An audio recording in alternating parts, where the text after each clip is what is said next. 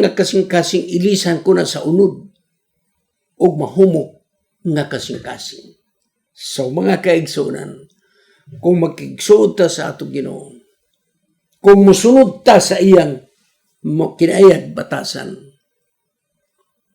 magkahukas na ta sa atong daang pagkatao. Unya si Ginoong Hesus, magaili sa atong kasing-kasing. Kasing-kasing nga mutuon na mutuman na. So igsoon, ang labing importante na mo connection na kita. Kay kita igsoon sa Martha's bulb. Once ang wiring, wala na insakto connection, ang balbohi, pero walay hayag. Ingon lang niya na, mga kaigsoon. Kung mo ni Kristo dili nating ilis o batasan, mga kaigsoon. Ako balik ko na, inigani ni Jesus Christ, dili na ilisan ang atong batasan. Ang naabta na itong batasan, mauna na siya. Parang nit mo, pahulay na tas kamatayon, ang katapusan na itong batasan, mauna to siya, inikabanhaw mga kaigsonan. Mauna to siya. Nga naman, pag-ani ni Gunisos, ang lawas ra nato mo ilisan, dili ang batasan. Kaya kining batasan nato karon muna mo atubang sa hukmanan, mga kaigsonan. Muna yung matubang. Tanawa mga kaigsonan. Unang Korinto 15:50. Tanawa ako magayong kaninyo ninda kong katingalahan. Dili kamong tanan mga matay, apan kamong tanan mausab.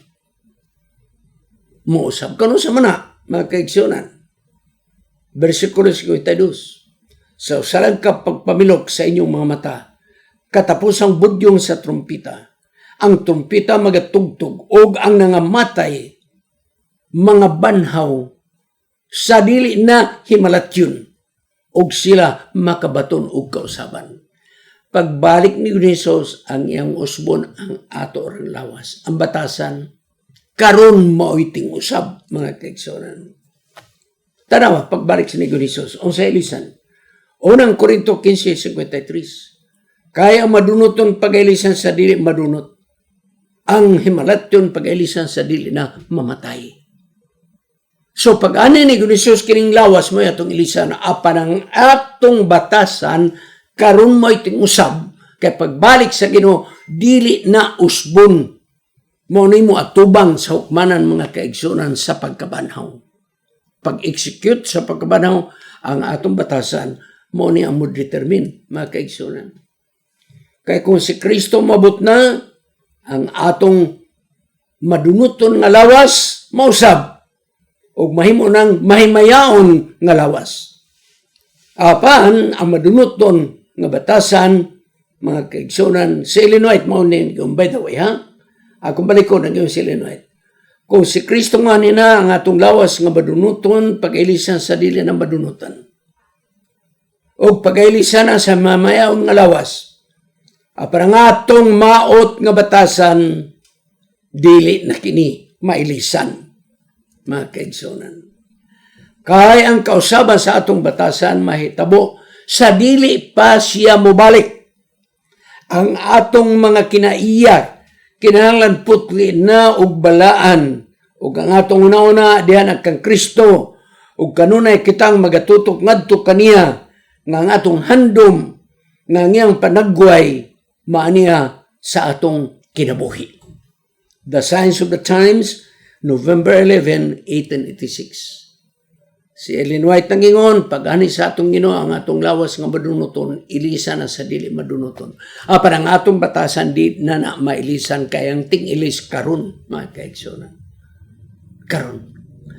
Ayaw mo ka frustrated. Kanang ayaw ba mo ka, ayaw mo katagam, ayaw mo ka kaluya, nga matagkaroon ugon niya, gusto na tabang usab, pero atong mamatigdan, maragwa mong kumausab, ayaw. Nagyon ang Ginoo, abide in me and I will abide in you. Magpabilin na tariha kaniya kaysa magpabilin din he kanato. Mamunga ta kung kitang magpabilin diha kaniya. Apan kung kita mo disconnect sa atong Dios, mga kaigsunan, dili mamunga sa nga wala magpabilin sa punuan. So mga kaigsunan, mabuto sayang atong discouragement. Gusto ta mag-usab, di man mausab. Nausap na tao niya, pagkadugay-dugay, tuwa na po, ibalik na po ang daang batasan. nature ng tao tungod kay ang yawa buhi pa. Apan nagsuna akong balikon, dili nato ni kaya sa atong kagalingon. Ilisan sa Dios ang atong kasing-kasing. Karon ang tingilis sa atong kasing-kasing. Ang bato natong kasing-kasing gahi nga di madutlan pagailisan sa unod nga kasing-kasing. Mutuhop na ang iyang mga pulong. Mga kaigsoon. Hukason nato ang daang natong pagkatao. Kanang sa man hukason? Karon. Dili is pagbalik sa atong inog karon. Kanang daang pagkatao mao kanang dawtan natong batasan, hukason na nato. So mga kaigsuonan, ato nang nakita ang sinulat ni Ellen White nga nagsumada sa atong gitunan. Pagbalik ni Uniso sa atong lawas mo'y pagailisan. Di na madunot, di na mamatay. Apan ang atong batasan karon mo'y tingilis. Struggle lang tas Ginoo mga kaigsuonan. Mga muyo lang tangadto kaniya.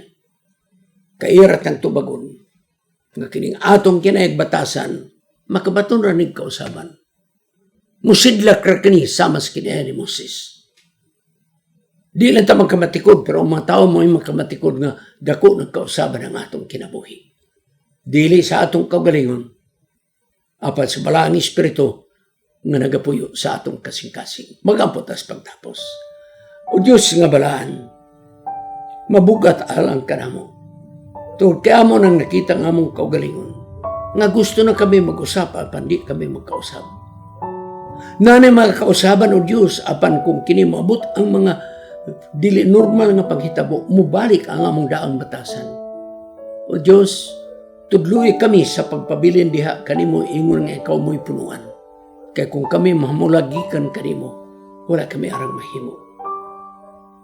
Tabangan mo kami, ang balang espiritu mo puyo sa among kinabuhi. Aron mausab na mo among kinayang batasan karon.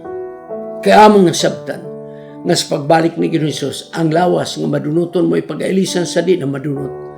Ang lawas nga mamatay, pag-ailisan sa dili mamatay. Apan ang tingilis sa batasan, among nasabtan karon. O balang espiritu, mupuyo ikaw sa matag usa kanamo. Kaming tanan nga naminaw diha kanimo. Mupuyo ikaw balang espiritu. Aron di kami makabuhat. Supak sa kabubuton sa among Ginoo. Kining tanan among pagadawaton sa ngalan ni Jesus manluluwas. Amen. Kining inyong higala, si Pastor Wendell Munggaya Serrano, nga inyong igsoon usab, magkapadasig sa matag usa kaninyo sa pag-like, pag-share, labaw sa tanan sa pag-subscribe sa atong YouTube channel ng pangalan Wendell Munggaya Serrano ug ayaw kalimot sa pag-click sa notification bell hangtod sa sunod nga higayon magkita na usab kita.